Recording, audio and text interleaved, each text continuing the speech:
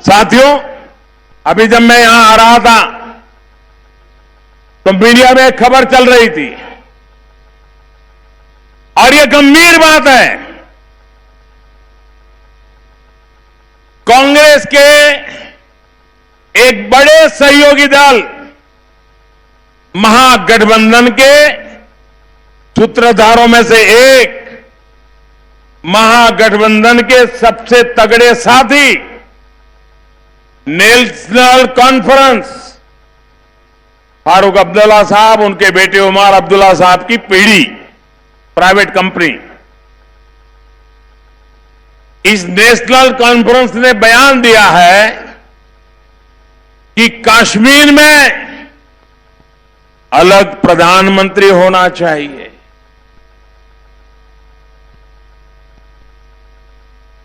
आप मुझे बताइए, कांग्रेस के साथी पार्टी की ये मांग आपको मंजूर है? हिंदुस्तान में किसी को भी मंजूर है? वो कहते हैं हम घड़ी की सुई पीछे ले जाएंगे और 1953 के पहले की स्थिति पैदा करेंगे और हिंदुस्तान में 2 प्रधानमंत्री होंगे, कश्मीर का प्रधानमंत्री अलग होगा।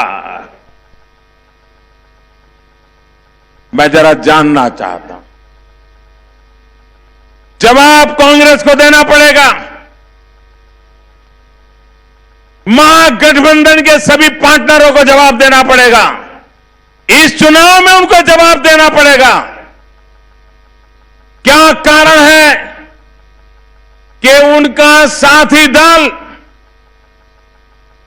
इस प्रकार की बात बोलने की हिम्मत कर रहा है?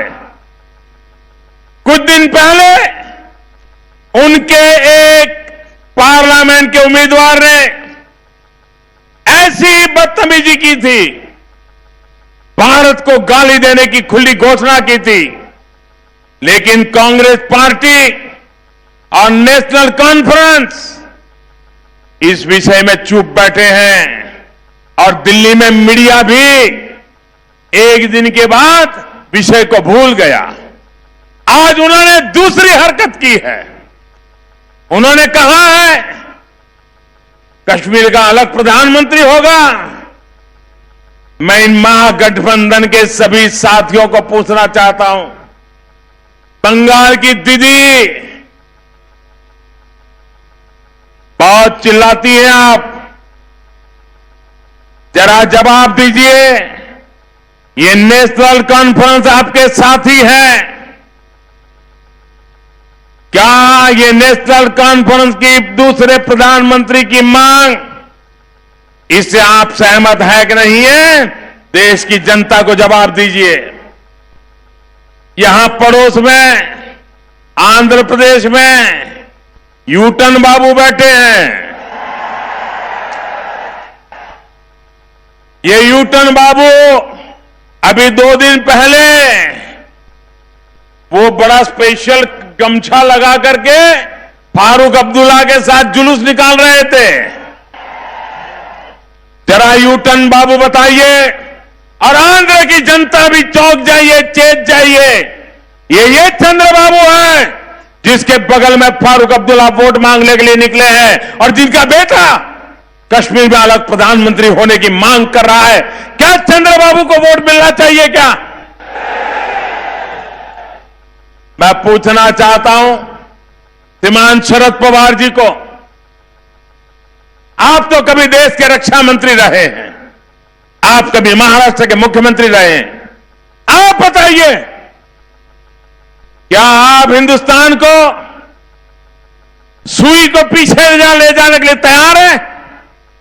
1953 के पहले उसी तरह आप कश्मीर में प्रधानमंत्री बनाने के लिए आपके इन साथी दलों के रवैये से सहमत है क्या? साफ कीजिए। मैं श्रीमान एचडी देवगौड़ा जी से भी पूछना चाहता हूं।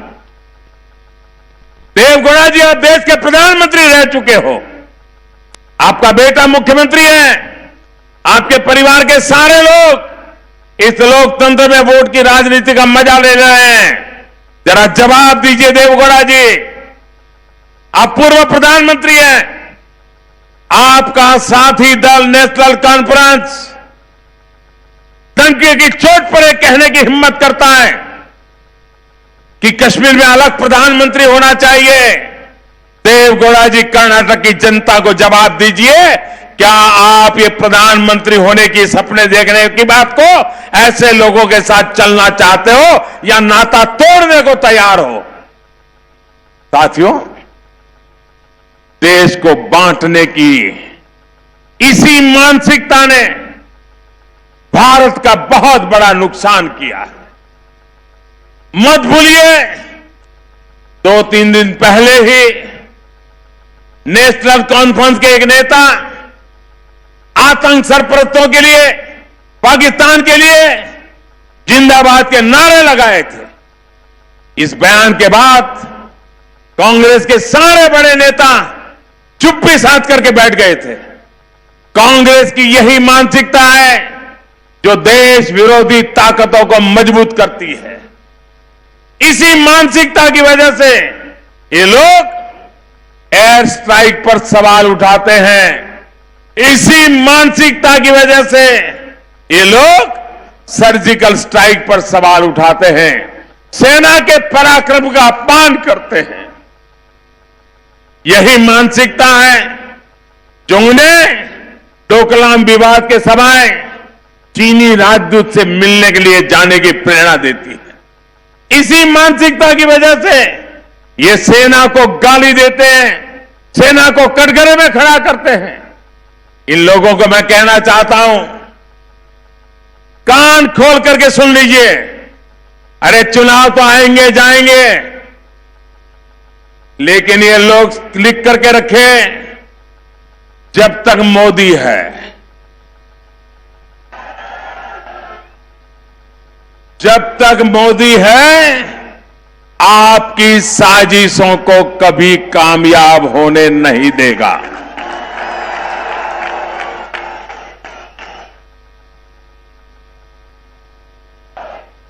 मोदी देश के दुश्मनों और देश के लोगों के बीच दीवार बन करके खड़ा रहेगा, ये लिख करके रखिए। और ये जरा नेशनल कॉन्फ्रेंस वाले भी समझ लें, ये पीडीपी वाले भी समझ लें। भाइयों बहनों, ये कश्मीर में ये 2-4 परिवारों की दुकानें हैं। वो पिछले 40 साल से दिल्ली को मूर्ख बनाते रहे हैं। अब दिल्ली भी उनकी बातों में आ जाता है। इनका धरती पर कुछ नहीं बचा है। आपको पता होगा, वहां गवर्नर रूल लगने के बाद नेशनल कॉन्फ्रेंस का विरोध था, पीडीपी का विरोध था। ये दोनों कद्दावर परिवार भारत सरकार के खिलाफ खड़े हो गए थे और उन्होंने ऐलान कर दिया था, कांग्रेस भी मिल गई थी। इन्होंने ऐलान कर दिया था कि पंचायतों के चुनाव नहीं होने देंगे, बहिष्कार करेंगे। और ये सोचते थे कि कश्मीर की जनता उनकी बात मान लेगी। मेरे देशवासियों, अच्छी होगी कि अब्दुल्ला परिवार, मुफ्ती परिवार, कांग्रेस के लोग ऊपर से नीचे टपक पड़ते रहे, कूदते रहे, चिल्लाते रहे। पंचायत के चुनाव हुए, 70-75% वोटिंग हुआ और 30,000 से ज्यादा लोग चुन करके आज वहां पंचायतों में कारोबार चला रहे हैं। उन्होंने इनका बहिष्कार कर दिया। जो चुनाव का बहिष्कार करने के लिए निकले थे, उनका बहिष्कार कश्मीर की जनता ने कर दिया था। जिनका धरती पर कुछ नहीं बचा है, वो कांग्रेस के लोगों के कुर्ते पकड़ पकड़ करके देश को धमका रहे हैं। अब जमाना चला गया, कांग्रेस नहीं है, मोदी है।